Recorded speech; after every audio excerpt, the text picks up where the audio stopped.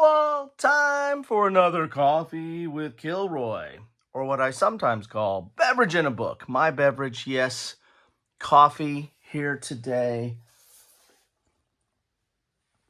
And as I'm filming this, it's a gray and cold day. So that's the beverage. What's the book? Well, I have many books today, but I'm really kind of coming back to Tales of War, great stories from military history for every day of the year. You can check out my playlist down below called Tales of War, where I cover, a chapter from this or an entry from this. It's a daily journal kind of book. And today, what day is it today? Well, you're tuning in today. If you're tuning in today, it is the 10th of March. So we're going to read from the 10th of March. And maybe you might figure out what the entry is about by some of the book covers in the game that I have laid out here. I like to read an entry, talk a little bit about it in the perspective of a game, which I have here. And I'm bringing some other stuff to the table today, too, just a couple other reference books. So let's get to the reading and my butchering of the English and French language in this case. It's 10 March, the story of the French Foreign Legion. 1831, France's King Louis-Philippe needed some hardened but perhaps expendable troops to pacify Algeria, and he met the need by creating a new military unit. On this date, his Minister of War, Marshal Nicolas Soult, formed the French Foreign Legion, specifying that it should not be employed in the continental territory of the kingdom. The Legion's officers were recruited from veterans of Napoleon's army who had been moldering on half pay since Waterloo. The enlisted men were drawn from all over Europe, often desperate men who would find no employment or who were wanted by the law. Within a year, Legion strength was 5,500 officers, NCOs, and legionnaires. The Legion first saw combat April 1832, when two battalions of mainly German and Swiss troops stormed a village called Masson-Carré, east of Algiers. Since then, legionnaires have fought in hundreds of wars and brush fires around the world. They were at the siege of Sevastopol during the Crimean War and supported the puppet Emperor Maximilian during his ill-fated reign in Mexico. Their African conflicts have included Dahomey, Madagascar, Tunisia, Chad, Lebanon, and Algeria. They also served in Vietnam, in Bosnia during the Civil War there in 1993, and in the First Gulf War. There's actually an interesting movie where Dennis Quaid is a legionnaire in the Bosnia conflict. I don't know if it was. Yeah, I don't think it got very much box office, or maybe it was straight to video. I saw it on cable. Over the years, the Legion has boasted some famous names, although not all of them bore those names when they were legionnaires. There have been two Napoleons, the Emperor's nephew, who was captain in 1863, and Prince Napoleon, the Bonaparte pretender to the French throne, who served under the name Blanchard in 1940. Napoleon Blanchard must have been amused to find a fellow pretender to the throne serving with him, the Comte de Paris, who was a direct descendant of King Louis-Philippe, the man who created the Legion. An earlier officer was the future Peter I of Serbia, who used the name Kara as his nom de guerre in 1870. I'm butchering so far. All right. The main illustrious Legion officer undoubtedly was Patrice de MacMahon, who served in 1843 to 44, went to lead the French army to the great victory at Magenta in 1859, and rose to be president of the Third Republic in 1873. Two other Legionnaire members have become prime ministers of France. Edouard Daladier, who was prime minister for several years in the 1930s and co-signer with Neville Chamberlain of the Munich Pact with Adolf Hitler's Germany, and Pierre Mesmer was prime minister under de Gaulle and Pompidou.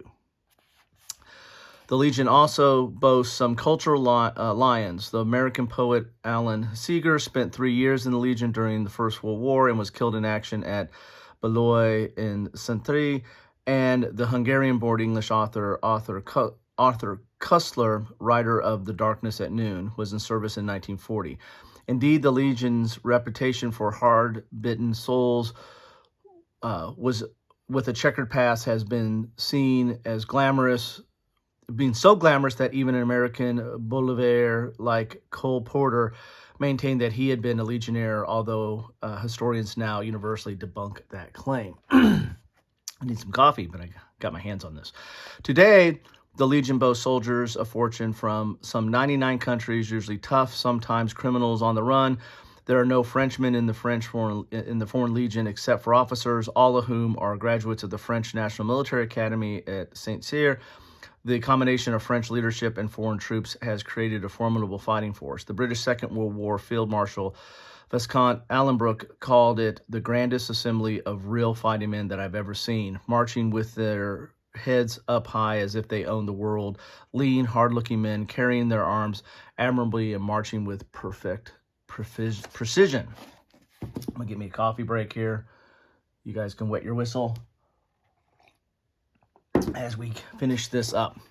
The Legion remained stationed abroad for 131 years until the liberation of Algeria forced it to move from that time for the first time to France. Today it boasts between 8,000 and 9,000 men.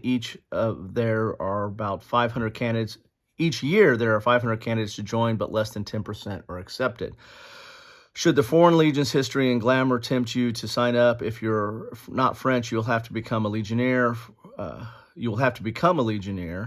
For whom the rules can be daunting. The minimum term of service is 5 years. You cannot have a bank account. You are not permitted to live off barracks. You cannot own a car or motorcycle. Marriage is forbidden until you attain the rank of sergeant or have served 9 years. So there is Tales of War, March 10th, the formation of the French Foreign Legion. I have a couple of books on this. I've got Inside the French Foreign Legion, The Sensational Story of the World's Toughest Army. This is kind of an interesting book. I got this like when I was a member of the military book club way back in the day, and it's an interesting read.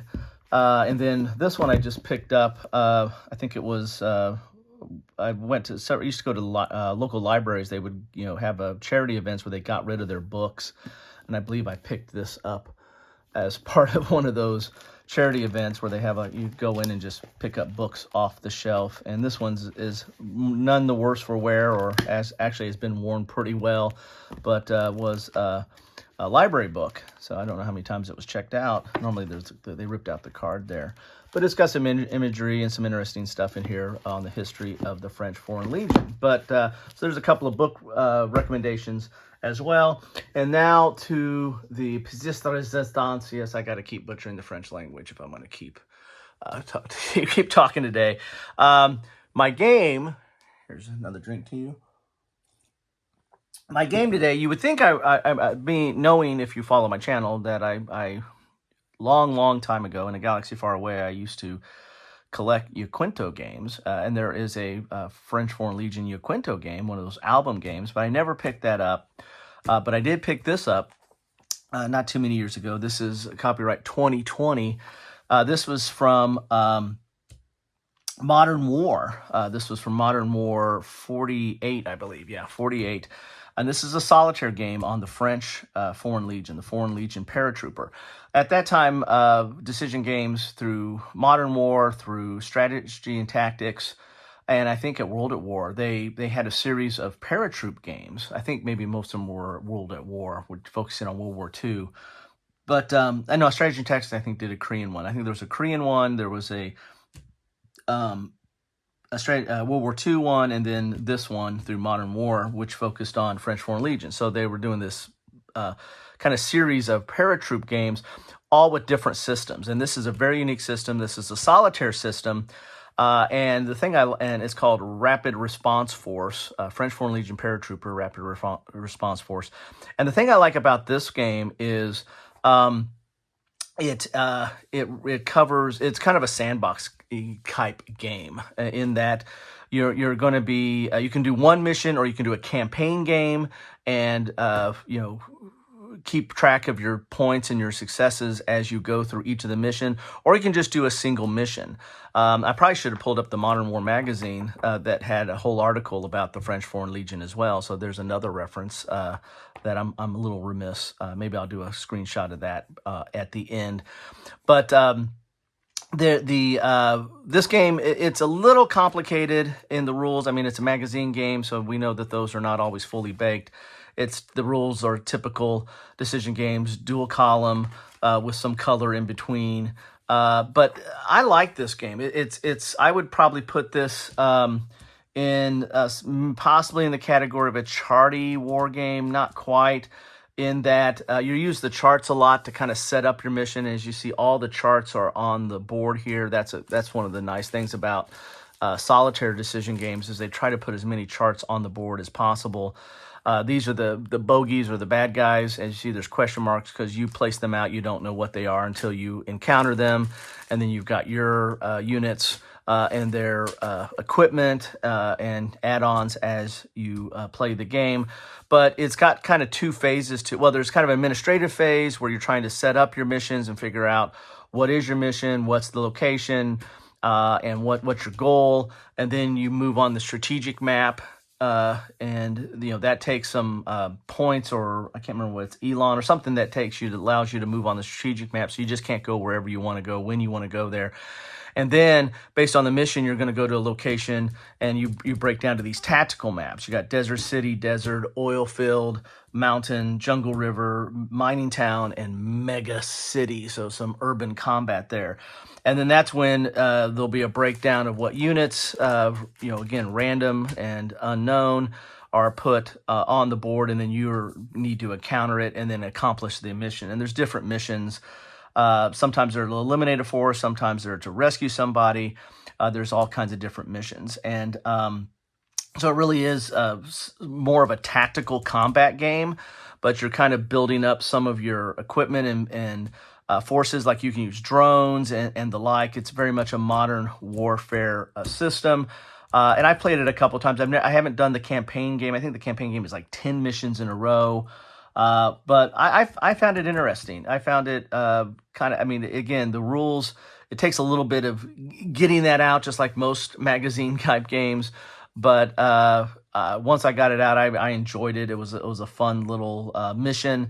And I can see doing, if you have, an hour or two, maybe doing a campaign, cranking out more than one mission.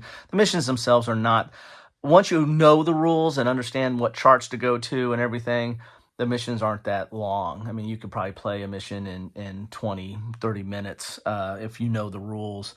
And so stringing out a series of missions might take you a few hours to do that. Anyway, so that's my game with you today, Foreign Legion Paratrooper, with a couple of book recommendations as well. And again, the Tales of War. I continue on my 365-day quest to get through the Tales of War while drinking coffee and enjoying the company of you fine people. Anyway, if you have anything to say about Tales of War, any of my book recommendations, or the magazine article that I didn't show you, or this game, or any other French Foreign Legion games out there, feel free to drop them in the comments down below. Thank you for stopping by, and take care.